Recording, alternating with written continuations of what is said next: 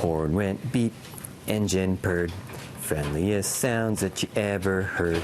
When you're reading or singing, they can sense that. While singing songs and baby talk can seem like fun and games for young families, it turns out they can also be helpful tools for parents of preterm children to support their language and brain development. Oh, of course, yes. Just basically all the time. If I'm basically looking at them, I'm humming. Matthew and Chantel Arnold were overjoyed to learn they were expecting. Matthew, a first-time dad, was particularly excited, but during a routine ultrasound, an abnormality was revealed. Doctors diagnosed their baby with a rare heart condition that required surgery. And then another surprise. Baby Owen came earlier than expected at just 28 weeks, weighing slightly over 2 pounds. He spent 2 months at the NICU at BC Women's Hospital, and he's ready to go home. But Matthew and Chantel are being told that he may have some trouble with language down the road, and that striking up a conversation with him now could help. It doesn't matter what you're talking about, just as long as you're talking to them, and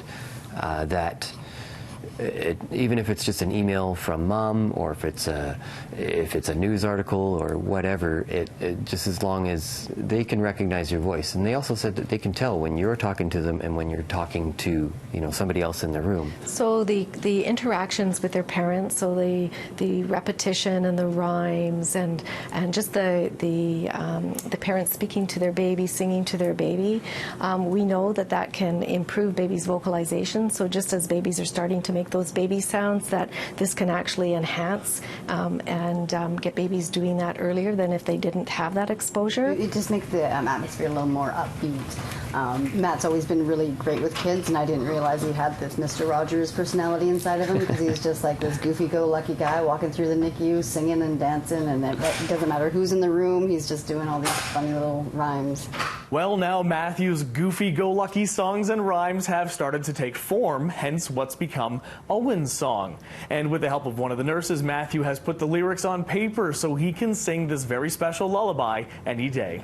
Tell him that I'm okay, growing bigger every day. And all this started after attending BC Women's Hospital and Health Centre's Baby Talk session, a program where the hospital helps preemie parents use singing, reading, and talking to help their early arrivals.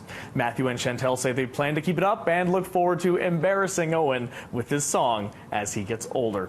In Vancouver, David Zura, City News.